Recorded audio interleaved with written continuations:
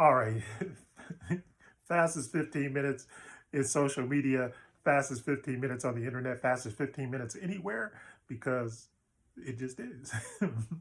And my name is Judson Powell. All right, here we go.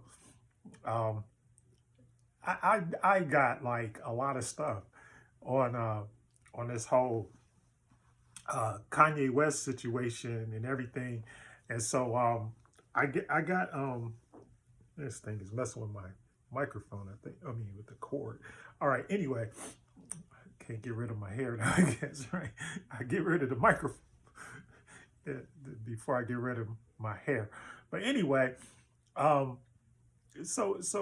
I've been like reading a lot of stuff. The most poignant thing that has come out of this is something that Russell Simmons said, and I'm not like I said before, I'm not like like 100% Russell Simmons, um, fan because of the allegation.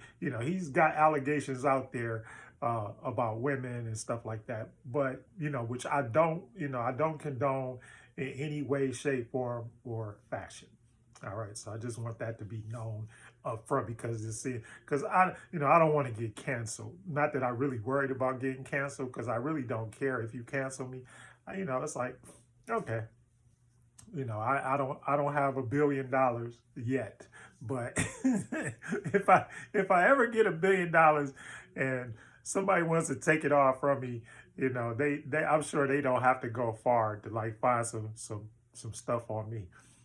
Um, because I'm gonna give y'all some. it's like Kanye got money and stuff like that, so he got to be worried about stuff like that. I guess I don't even think he has to really worry about it, but because let's face it, once you get a lot of money, like once you get so much money, there's like really nothing that really anybody can really do.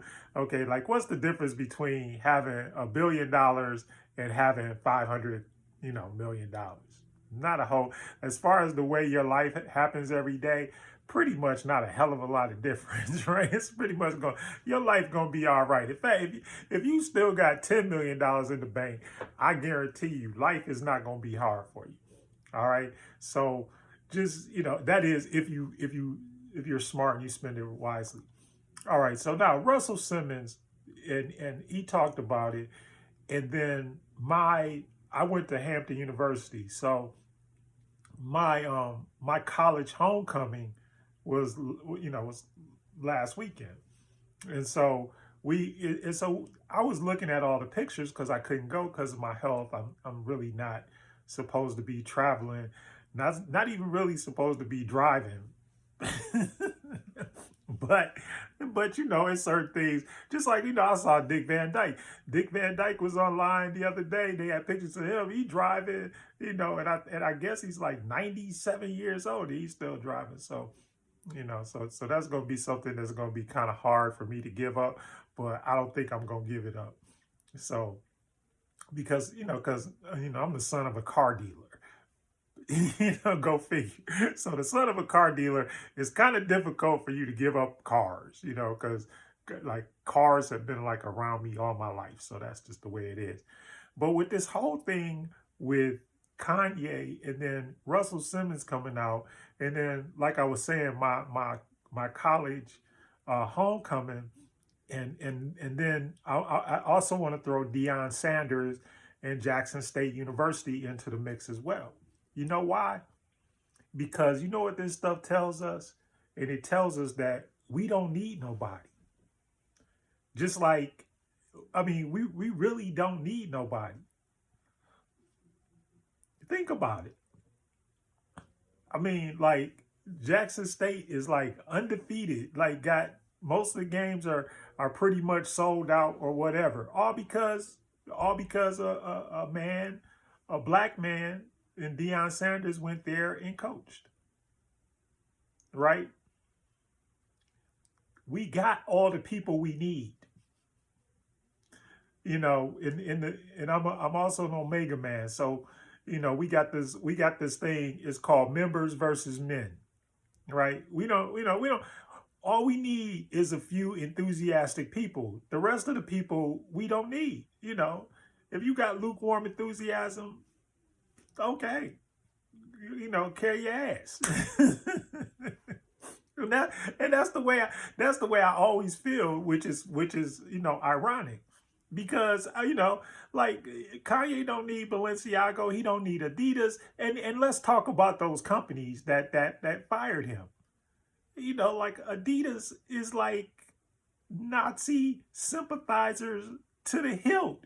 So you mean to tell me that that Jewish people hate Kanye enough to hook up with former Nazis?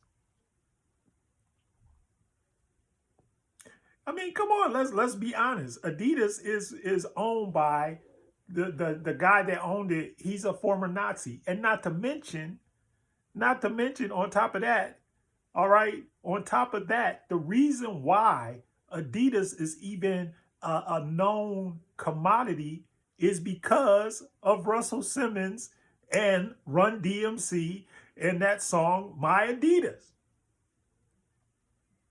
I mean, seriously, I remember my daddy. Look, I remember my daddy bought me, and this is going to another company, but I remember my daddy bought me like shirts, like all these T-shirts, right? And I didn't even know what they who like. I had Nike shirts, I had Adidas shirts, I had Puma shirts. I had, my dad just bought a whole bunch of stuff. He's like, here, wear this, wear this to school. And I was like, okay, I never thought about it, but even back then, it was like, and I'm talking about this is in the 70s. This is in the 70s. Not nothing newfangled or nothing like that. And I remember because I remember the Nike shirt because I liked it because it was like orange, and I had the orange bomber jacket, right? Because it's cold in Detroit. So I had the orange bomber jacket, I had the Nike shirt, and I had the light jeans and all, it was pretty nice. And so I liked that. And so I wore it all the time. And I never forgot that. And the same thing with the Adidas stuff. And then when Run DMC came out with My Adidas, like I was already in the radio business, and then I got a chance to do, actually I had a chance to do commercials for their tour, for Run DMC's tour. So my voice was actually on some of the commercials that they did for that My Adidas tour, and all of that. And I swear, man, I thought that was the greatest thing, the greatest song that because it was like, it was hard, because we had it wasn't no gangster rap or wasn't nothing like that. Everything that came out back then, it was all party songs. And I was a DJ as well. So the thing was, what could make people like move on the dance floor? Like, what can move the dance floor? Whatever moves the dance floor, that's who I'm with. I'm not into a whole bunch of other stuff. I just want to know, if I put this record on, is everybody gonna go to the dance floor and dance? All right. So all of this is going on right there. But here's what we didn't realize, and what we don't realize right now, is that we're standing in our own way. Get out the way. Luda, move. Get out the way. We're standing in our own way. We are the entire world's biggest consumers. We are the entire world's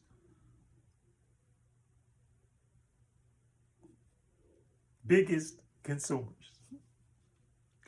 Right? I'm sorry, looking down here. But we're the world's biggest consumers. What don't we understand about that? And the fact of the matter is that we have trillions of dollars in spending power. Now, I'm not saying that that's any reason to be anti-Semitic or anti-black or anything like that. But guess what? What about all these people that are coming out as anti-black? The dude Michael Rappaport. What is that his name? The actor, the actor that always plays. Funny how he plays a lot of racists. You think about it.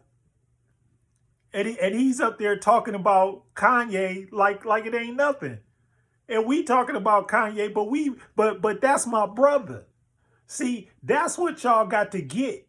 See, that's what Jewish people got that we don't got.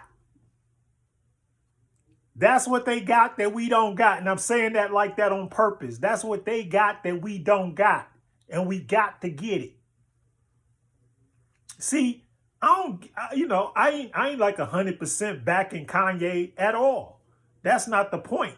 But the point is that somebody that ain't in my family can't come up and say nothing bad about Kanye unless I'm going to respond on his side. Just like they responded, just like Michael Rappaport called Kanye every name in the book. And if he is crazy, then why are you talking about mentally ill people? You see what I'm saying? It's hypocrisy. It's duplicity. It's not the same. It's not the same. And y'all, and that's the thing that we have yet to realize as a people. If we stick together, that's why why do you think they're always trying to get us and trying to market to us and trying to get our celebrities and our athletes and everything else? Name me right now, name me 5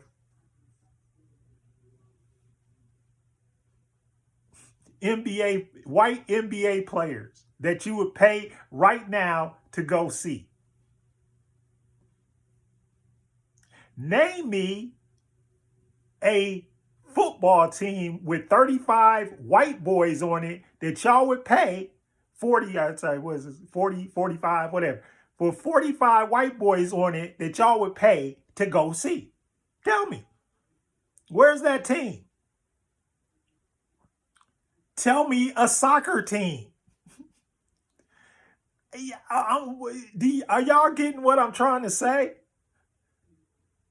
And even baseball, those guys that they're talking about or whatever, the best players in baseball are black. They're just from the diaspora. The only difference is what? They speak Spanish. The only difference is the Spanish conquered those islands. Or bought them, or whatever they did, discovered them, right? Come on, let's be honest. That's what I'm saying. We gotta start being honest. We don't need nobody. That's why when Hampton had the players from the University of Richmond. We're in the CAA now, right? We're not in a black conference anymore at Hampton. The illustrious Hampton University. I gotta, I'm down with that. Okay. But we had, just from looking at the pictures and stuff like that, we had one of the greatest homecomings that even the players from University of Richmond, you know what they were saying? They were saying, wow, man, this is great. And they beat the brakes off of us too. But they was like, man, they had never seen, they got the king and the queen pulling up in the limo. We got we do things big. We do things big. We don't do things small. And I don't care what it is. When the Negro Leagues were in play and the Barnstormers playing basketball and all of that kind of stuff, I remember talking to my grandmother about that kind of stuff, and she was like, man, y'all ain't got, that's my favorite thing to say to my son. Y'all ain't got nobody. Y'all ain't got nothing, and y'all ain't got nobody. But that came from my grandma. He knows it now, and maybe if he looks at this video, but they would go, the players, like a Satchel Paige. Come on, y'all. Come on. They didn't have no players like that. They didn't have no Jackie Robinson. Come on, let's be honest. Let's stop ignoring the 500 billion pound elephant that's in the room, that's sitting on the table crushing everything. Just sell your stuff, Kanye. You know, like I said, like I think the clothes are ugly, but look, but that's me. People looking at my my drip right now. People don't dress like this, you know. Young people don't dress like this. I'm all, and just talk about my stuff. It's like, hey, but whatever it is that y'all like, then buy it from each other. Whatever it is y'all like, then buy it from each other. Stop the BS. And that's what I say. Like everybody was like, well, now Hampton is, to go back to Hampton. Hampton is not in a black conference anymore. So what? They don't determine nothing for us. They never have. They never have. Except for what? Except for racism, right? Except for all of the slavery stuff, Jim Crow. Let's talk about the stuff that white folks really did for us, or Jewish folks really did for us. That's what I'm trying to say. We're not anti-Semitic. That's another thing that it's ridiculous. Like the rant that Michael Rappaport went on, it was ridiculous. It was ridiculous, and it was personal. It's like that, and nothing that Kanye said was personal towards anybody. If the shoe fit, then you got to put it on. If a hit dog a holler, a hit dog a holler, right? Your grandparents ain't never said that to you. I'm trying to wake y'all up so that y'all realize it ain't about what he said about black people. So what? Black people say bad stuff about, and two black people, we kill each other. Shit. We kill each other at alarming rates for no reason. He stepped on my shoes. He was on my block. He sold a rock of crack cocaine on my block. He stole $20 worth of weed from me. We kill each other. See, that's what Jewish people don't do. When the last time you heard about Jew on Jew crime? And you already know the deal. But you keep on keeping on doing the bull crap that we keep doing.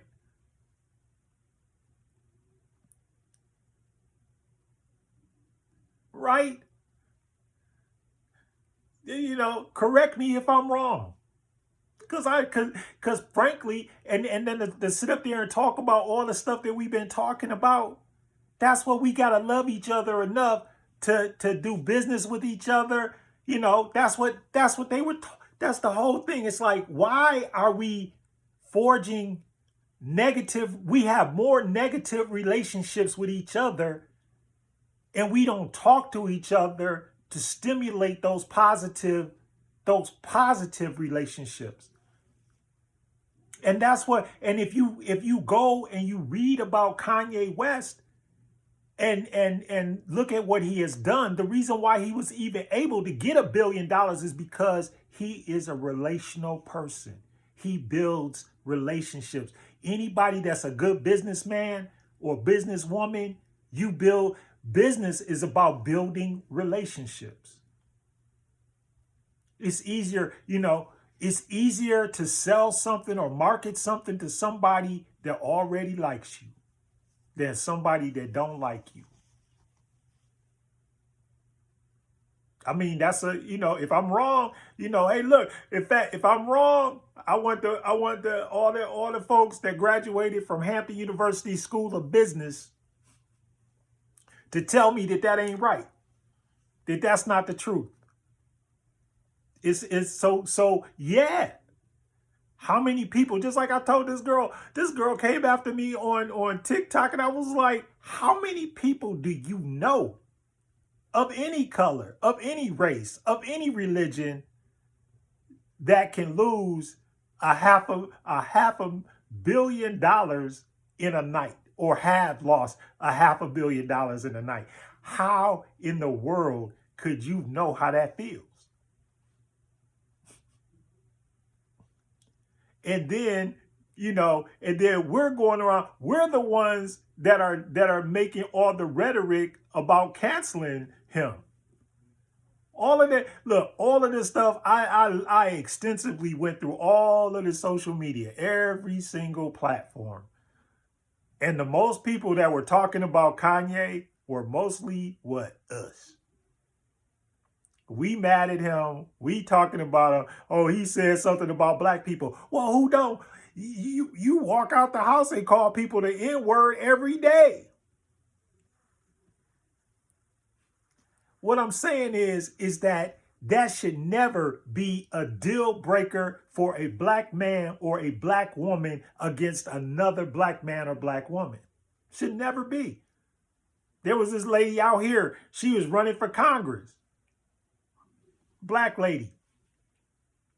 She took his, yeah, I didn't even know she was running. I saw a billboard.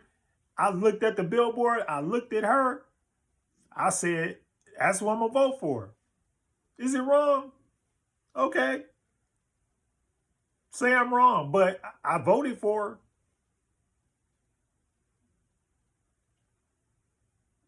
her. Because out of everybody else that's running,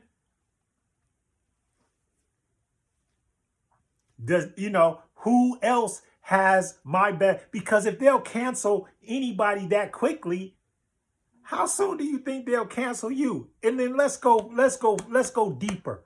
The deeper thing is that our First Amendment rights are being diminished every single day. You do not have free speech. You know why? Because if your free speech has the kind of dire consequences and repercussions, can I speak? Dire consequences and repercussions, then you don't have free speech. Or if there's certain things that you can't say or you can't talk about, and you can't have just like, because the black community and the Jewish community need to have a dialogue. It don't need to be one, oh, so you said this, so you cancel. But why? Why was it said? What's the catalyst behind, or why does he feel that way? Why? Why? I mean, seriously. Or if he makes an alliance with somebody that you don't like, you don't know what his motive is behind making that alliance. And the funniest thing is, one of the smartest dudes that chimed in on this, y'all need to go pull it up, Antonio Brown, that the athlete turned entertainer or whatever. You got to think about it. Because the first thing that we do anytime somebody does something that we don't like, the first thing we do is call them crazy. They did the same, and they did the same thing to Dave Chappelle, the beloved Dave Chappelle. And y'all was saying stuff. Look, I heard it. I'm not telling you what I'm thinking. When Dave Chappelle turned down the contract, right? The first thing they did, right, was that they called him crazy. They put it out, oh, he's nuts, he's crazy. Ain't nothing crazy about Dave Chappelle. Dave Chappelle was just fed up with the system. And he didn't want that $50 million if it meant that he had to put on a dress and do stuff that was against his morality and his character. And then and he just went to Africa and hung out with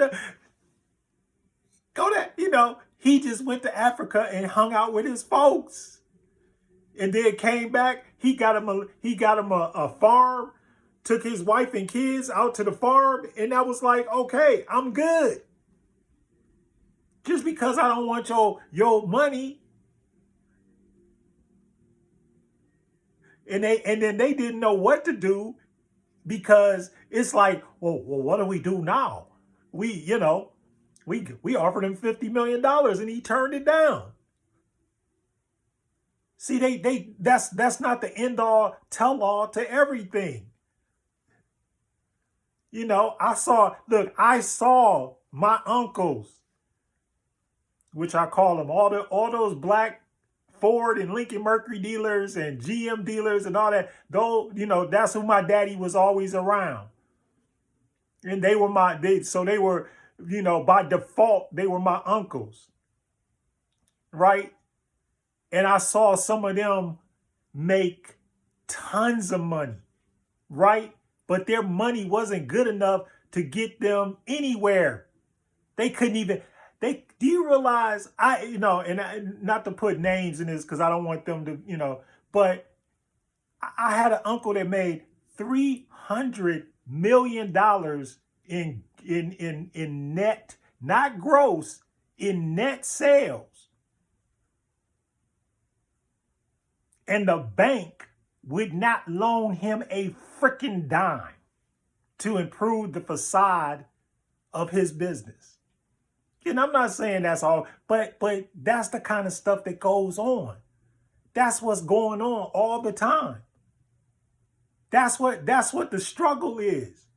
That's what it is. It ain't got nothing to do with the money, because like I said on the other video, white supremacy is more important to them than money. The appearance, or whatever you want to call it, of white supremacy is more important than anything else.